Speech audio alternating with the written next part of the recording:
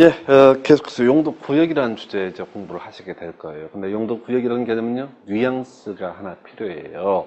앞에서 용도지역, 지구의 경우에는, 자, 이 건별, 용적률, 용도전 이런 것들이 뭐 셀 수도 있고, 약할 수도 있고, 경우의 수가 많습니다. 그러나 용도구역은요, 전반적으로 봤을 때 규제가 너무너무 센 적이다라는 뉘앙스가 필요하겠습니다. 자, 용도구역. 이것도 일단 가장 기본적인 틀, 도시, 군, 관리객 이런 개념부터 시작을 하게 됩니다. 그래서요, 자, 도시군 관리객 일종입니다. 그래서 용도구역을 지정할 때 입안에서 결정하는 과정을 거쳐야 할 것이고요. 결정고시 있으면 이제 건별적인 규제가 발생을 합니다. 다만 용도구역이라는 개념을 논하기 앞서 이미 토지는 최소한 뭐는 존재하고 있다. 용도지역이라는 개념은 존재하고 있다. 따라서 자, 용도지역과 용도구역이 충돌할 때는 뭐를 용도구역을 우선하여 적용한다라는 개념이 전제가 돼야 되겠습니다. 자, 의의부터 확인해 갈 텐데 항상 기본적인 이 틀을 놓치시게 되면은 뭐 개별적인 항목 몇 개 외워봤자 큰 의미가 없어요. 그래서 가보겠습니다. 의의부터 가볼까요? 뭐 거의 문제 구성 안 되는데 용도구역이라는 것은요. 자, 도시군 관리객으로 결정하는 지역을 말한다. 결과적으로 도시군 관리객의 일종이 되겠습니다. 그럼 도시군 관리객이니까 뭐가 되는 것이다? 건펠과 용적률, 용도전, 높이전 등을 규제하기 위한 개념이고 기타 용도구역 밑에는 뭐가 항상 존재했다? 용도지역이라는 개념이 존재했습니다. 그래서 용도지역에 따른 규제 바꿔주는 개념이 용도구역 이렇게 가야 되는데 법조문에서는요. 용도지역 및 지구의 제한을 강화 또는 완화라고 해서 마치 용도구역 밑에 용도지구가 이미 존재하는 것처럼 이렇게 문제 구성이, 지문이, 법조문이 구성이 되어 있습니다. 그러나 이건 논리적으로 말이 안 되고요. 법조문, 합리적이지 못합니다. 우리가 부동산 공법에서 힘든 이유 중에 하나가 이렇게 법이 앞뒤가 안 맞는 경우가 간간히 있습니다. 그래서 문제는 이 개별 법조문에 너무 너무 집중을 하시게 되면 전체 그림이 망가질 수 있어요. 자, 용도지구라는 표현은 큰 이슈가 안 되겠고요. 뭐 이걸 갖고 틀리게 하거나 맞게 구성하지 않기 때문에 신경 쓰지 마시고요. 자, 일단 도시군 관리적으로 결정하는 지역, 그리고 건별, 용적률, 용도전, 높이전을 다루기 위한 개념입니다. 대신 우리가 마음속으로 이미 토지에 존재하고 있는 용도지역에 따른 규제보다 전반적으로 규제를 아주 강하게 하는 것이 바로 용도구역이라고 이렇게 보셔야겠고요. 자, 기본적으로 절타는요, 기본적으로 도시군 관리객 입안 결정 절차에 따르게 됩니다. 자, 우리 결정권자 이런 얘기를 아직 도시군 관리객 총론이나 공부를 안 했기 때문에 잘 모르는데 이 도시군 관리객 결정 고시를 한다는 얘기는 어떤 토지의 건폐율과 용적률과 용도 제한 그리고 높이 제한을 한다 이런 의미가 되겠습니다. 예, 그래서요 주로 지자체장이 결정을 합니다. 시, 도지사, 대도시장이 주로 결정을 하는 게 기본 틀이에요. 자, 그런데 물론 이제 요즘에는 시장 군수까지도 나오는 경우가 있는데 이 용도구역 파트에서는 바로 국토부 장관 또는 해양수산부 장관 등 이렇게 중앙정부에서 결정하는 게 중요한 출제 포인트가 되게 됩니다. 자, 어찌됐든 간에 그건 또 다음에 검토하시겠고, 용도구역도 제일 먼저 기초조사부터 시작을 해봐야 돼요. 그래서 주민의 의견을 듣는 공고연락 지방의 의견 정책을 거쳐서 입안하고 협의심을 통해서 결정고시, 이게 기본적인 틀이 되겠습니다. 그리고 우리가 용도지역과는 다르게 지구에서 숫자를 공부 안 하셨어요. 그냥 행위자는 조례에 따른다. 고도지구와 집단 주락적으로는 따로 예외 항목 외우는 게 필요하다. 라고 설명을 드렸고요. 용도구역에서도 당연히 건폐율, 용적률 등의 숫자가 나오게 됩니다. 그러나 이게 우리 시험 범주를 벗어나기 때문에 시험이 나오지 않아요. 구체적인 숫자를 외우려고 하지 마시고 결과적으로 개발 제한 구역, 뒤에서 논의하게 될 시가화 조정 구역, 그리고 수산자원 보호구역, 도시, 자연, 공원 구역 등 이런 것들도 결국은 자세히는 모르겠지만 건폐율과 용적률, 용도적, 높이를 다루기 위한 개념이다. 이게 전제가 되셔야 됩니다. 그리고요, 자, 이제 기초조사. 어떤 경우에 어떤 용도구역을 지정을 할 것이냐라고 하는 문제가 발생합니다. 자, 지정구역과 같이 묶어서 공부를 하셔야 돼요. 먼저 가장 용도구역의 대표주자 개발제한구역 되겠습니다. 개발제한구역 누가 지정한다고요? 국토교통부 장관이 지정합니다. 다시요.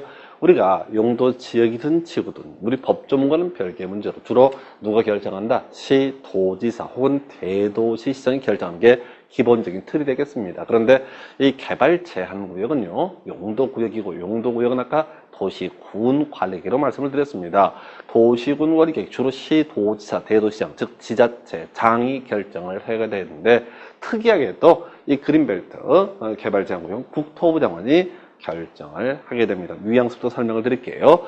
만약에 이 그린벨트 개발 제한구역의 지정 변경에 관한 권한을 시도지사, 대도시장에 넘겨주게 되면 지자체장이 선거철마다요 개발 제한구역 다 풀어버립니다. 지정할 수 있다는 얘기는 해제할 수 있다는 의미도 되기 때문에 그래서 중요한 출제 포인트 바로 개발 제한구역의 지정권자 국토교통부 장관돼 있고요. 상당히 목적이 길어요. 일단은 국토부 장관은 개발 제한구역을 도시군 관리역으로 결정할 수 있다. 기본 틀부터 잡아주시고요. 목적이 크게 두 개예요. 자, 상당히 문장이 긴데 중요한 키워드만 잡습니다. 조사해보니까 도시의 무질서 확산을 방지할 필요가 있을 때 개발 제한구역을 지정을 하게 됩니다. 야, 그래서 우리가 일반적으로 어떤 도시가 있으면 그 외곽지역, 우리가 부동산 학계를 해서 스프롤 현상이라고 해서 도시의 확산 현상을 공부를 하시게 될 겁니다. 바로 도시 확산을 방지하기 위해서 지정한 것이 개발 제한구역. 이게 가장 기본적인 맥락이고요. 이 개발 제한구역, 소위 그린벨트는 영국의 제도를 우리가 60년대에 가져왔던 제도인데 가장 기본적인 목적이 도시 확산 방지. 상당히 문장이 길어요. 자, 외울 건 뭐라고요? 도시 확산 방지. 이게 기본이 되는 항목이 되겠고요. 그 다음에 다음에 이제 논의할 게 이제 보완상이라고 하는 거였어요. 이 보완상이라고 하는 개념 바로 휴전선 인근지역을 얘기합니다. 자, 휴전선 인근지역 개발하게 되면요. 국방의 문제가 발생할 수 있나 봅니다. 그래서 보완상이라는 표현에서 크게 두 가지 바로 도시확산 방지, 보완상 이런 두 가지 경우에 바로 개발 제한구역을 지정할 수 있다. 그래서 사실은 나머지 용도구역하고도 목적이 거의 맞물려가요. 그게 그거야. 그래서 시험용으로 기억을 해주실 게 바로 이렇게 도시 확산 방지, 보완상 이게 개발 제한구역의 지정 목적이다. 이렇게 기억해 두시고요. 그 다음에 수산자원 보호구역도 먼저 볼까요? 자, 일단은 목적은 간단해요. 수산자원의 보육성 발표 지정하고요. 자, 전에 이제 농림수산식품부 장관에 대해서 법 체계가 바뀌면 행정구역 체계가 정부 중앙조직이 개편되면서 해양수산부로 바뀌어서 해양수산부 장관 수산자원 보호구역 지정, 바로 수산자원 보육성에서 수산자원 보호구역을 지정을 하게 됩니다. 도시자연공원구역. 자, 지정권자예요. 시도지사, 대도시장 이렇게 되어 있습니다. 목적은요, 외우실 수가 없습니다. 이유는요, 이 도시자연공원구역의 지정 목적과 그 다음에 개발 제한구역의 지정 목적이 사실 똑같아요. 그 말이에요. 외울 수가 없어. 너무 복잡해서. 그래서 일단은 도시자연공원구역 목적을 제외하고요. 지금 외운 게 개발 제한구역은 도시 확산 방지 보완상 이렇게 있었고 수산자원 보호구역은 수산자원의 보육성이라는 것이 있었고요.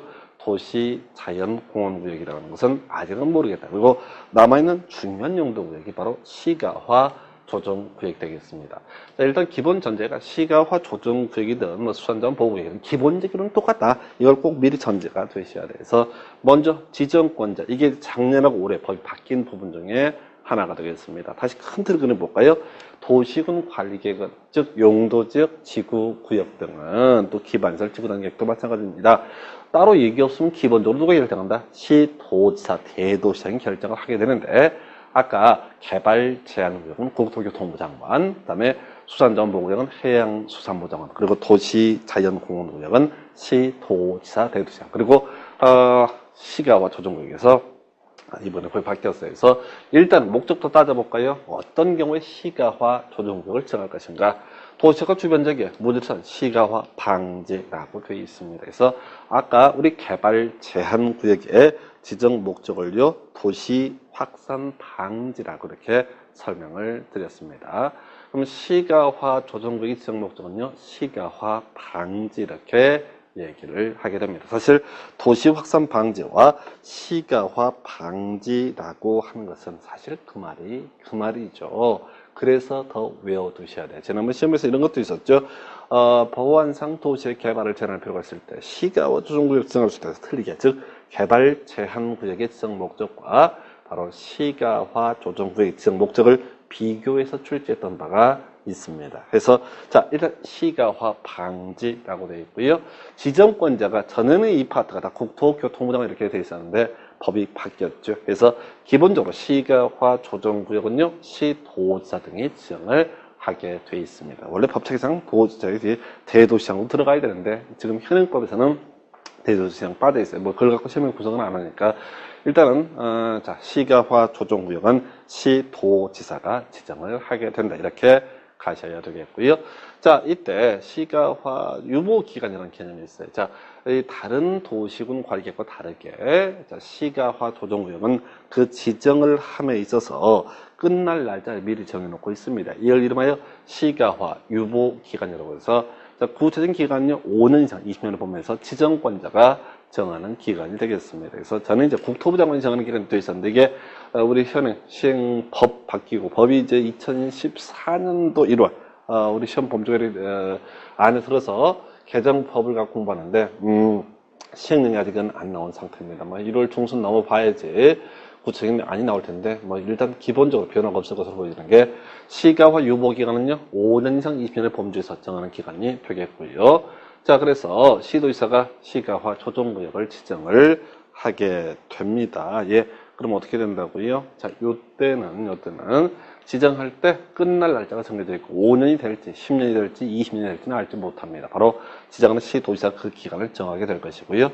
그래서 이런 시가화 조정구역 지정에 관한 도시군 관리계 결정은요 시가화 유보 기간이 끝난 날에 다음 날부터 효력을 이른다. 포인트는 다음 날 되겠습니다. 그래서 다음 날에 빼서 틀리게 뽑았던 바가 있었고요.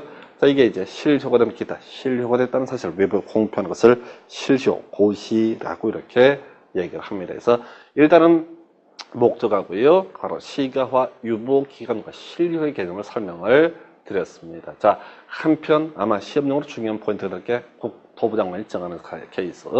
즉 시가화 조정구역은 기본적으로 시도지사가 지정을 하게 되는데요. 이때 바로 국토부 장관이 정하는 경우 뭐와 국가계획과 연계된 시가화 조정구역은 국토부 장관이 그 결정을 할 수가 있다 해서 이게 이제 지금 두 개로 쪼개지게 돼서 바뀌게 됐어요. 그래서 중요한 포인트가 될 것으로 보여집니다. 그래서 지금 용도구역 목적 등을 보고 있는데요. 사실은 거의 대부분의 문제 중심축은요 주로 시가화 조정구역이 중심축이 됩니다. 왜? 개발 제한구역, 도시자연공원구역, 수산자원 등은 다른 법에서 행위 제한을 정하고 있기 때문에 지정 목적과 지정 권자를 제외하고는 다른 경우 검토를 하지 않습니다. 그래서 지금 시가화 조정구역 지정권자가 바뀌겠다는 거 작년과 다른 내용이 될 것이고요.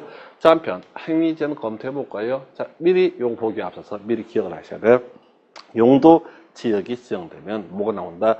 건폐율과 용적률과 용도 제한의 규제가 발생되게 된다. 이렇게 설명을 드렸습니다. 예, 주로 뭘 봐야 된다고 해서 용도 지역에 따른 제한은요, 예, 조례를 보는 게 원칙이다. 그런데, 자, 우리가 조례를 다 볼 수는 없고, 시험용으로는 그냥 건폐율 5, 6, 6, 5, 7, 9, 8, 7, 8, 7, 7, 7, 다 20%에 객관적 40% 이하, 용적률 100%, 150, 200, 250, 300, 500, 상업적 1500, 1300, 900, 1100, 공업적 300, 350, 400, 녹지는 100, 180, 요런 식으로 그냥 도시구 이정은 다 80%인데 계획관적 100%에서 이렇게 숫자를 외워서 그냥 시험을 보면 된다고 그랬어요. 어찌됐든 용도 지역에 따른 제한 결국은 조례를 봐야 됩니다. 용도 지구에 따른 제한도 원칙적으로 뭘 봐야 된다? 조례. 근데 앞에서 우리 용도 지구 공부하실 때 예외 있었죠? 고도 지구의 경우 몇 미터인지 궁금하면 도시군 관리를 봐야 된다. 그 다음에 또 하나가 있었던 것이 뭐가 있었죠? 자, 바로 집단주락적 개발 제한 구역의 지정 권리라는 특별조치법에서 다른 법에서 행위 제한을 규정해 두고 있습니다. 자, 용도구역 네 가지가 있어요. 개발 제한 구역, 시가화 조정 구역, 수산자원 보호 구역, 그 다음에 자 도시 자연 공원 구역에서 총 네 가지가 있게 되는데 지금 요게 이제 요건 시가화 조정 구역으로 바꾸겠네요. 그래서 자 이렇게 네 가지의 용도 구역이 있게 되는데 일단 행위 전요.